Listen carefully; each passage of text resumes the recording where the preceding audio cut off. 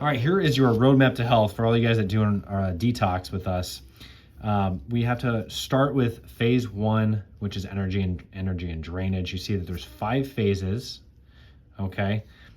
We need to jumpstart your protocol at the mitochondria level. So we focus on getting your mitochondria, getting your energy up in the cell, and then also opening up drainage. And I'll explain that in a moment. Phase 2 is all about gut and immune support. So, Hippocrates always said all disease begins in the gut. We kind of believe that as well because it makes sense. Phase 3, whole body immune support. So we're kind of transitioning from the gut to the whole body. And then phase 4 is the systemic detox. And that's going to be to remove harmful elements. This is kind of part of optimizing your actual health journey. Phase 5, deeper immune support, where we do the immune system cleanup. So this is like the really thorough way. You might notice a change in symptoms in phase 1, which is a great thing, but to be really thorough, we typically like to go through this whole thing. So let's go to phase 1, energy and drainage. This is what it looks like, okay? Here's your body's drainage funnel. Understand this will help you get better faster with less symptoms. There's a difference between detox and drainage, so we need to know these terms. Detox versus drainage. Detox is grabbing onto harmful chemicals and pulling them out of your body. Okay, so we're pulling out all these harmful chemicals. We've got different areas of the drainage. We've got the cells, organs, tissues, lymphatic system, liver, bile ducts, and colon. The colon, think of that as like your bowel movements, liver and bile ducts, lymphatic. All this stuff kind of has a hierarchy. So we actually start down here.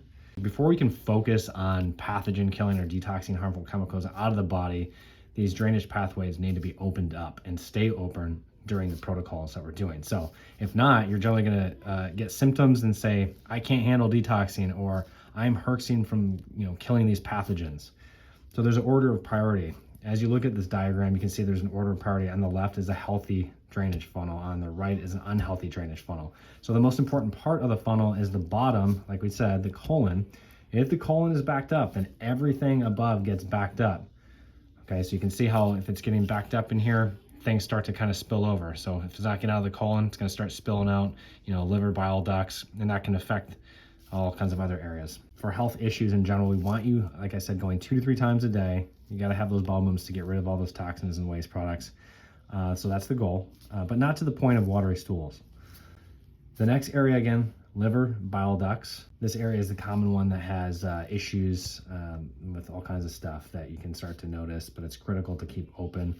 We'll discuss this a little bit here in a moment. Then you got the lymphatics, then the organs and tissues like the brain, right? So for people that are having brain fog, in order for the brain to drain, this is really important, the lymphatic system has to be draining. So if the lymphatic system's not draining, you're gonna have brain problems. That's a common thing we'd see, like brain fog. The liver and bile ducts have to be draining, and the colon also obviously has to be draining. So all this has to be opened up. What happens otherwise? Again, brain fog, headaches, memory issues, and not thinking clearly can all, again, be the symptoms of poor brain drainage and drainage funnel issues. The other thing I want to take note here is there's the emergency hatch. So coming back to the liver and the bile ducts, right here, you can see liver and bile ducts. When these are backed up, or when this area is backed up, there's an emergency hatch that tends to open up for these toxins. Instead of the liver processing toxins that get dumped into the bile and then into the intestines where it should go, the toxins are instead dumped into the blood. These then go systemic and cause symptoms and other issues. So research has actually shown that it affects the skin, including itching and rashes. So you can kind of see how that's dumping out. It's going to affect the lungs, kidneys, skin. All those areas can kind of be affected. So people that still a lot of times will have rashes, but their gut symptoms seem to be better. That usually is kind of where we focus. It also damages, again, like the endothelial cells of the kidneys. So that's the inner lining of the kidneys, and then of course the lungs. So you can have some more problems with breathing. As you keep the drainage funnel open and moving, though, you'll feel so much better, and the protocols will definitely be easier. So again, back to the mitochondria. And last but not least, think of the mitochondria as the power switch to this whole drainage funnel. Supporting the mitochondria in general, the energy of the cells will give organs the energy they need to properly drain. And then, support before and during the protocols. It's critical to support mitochondria and drainage at the beginning to prepare for the protocols.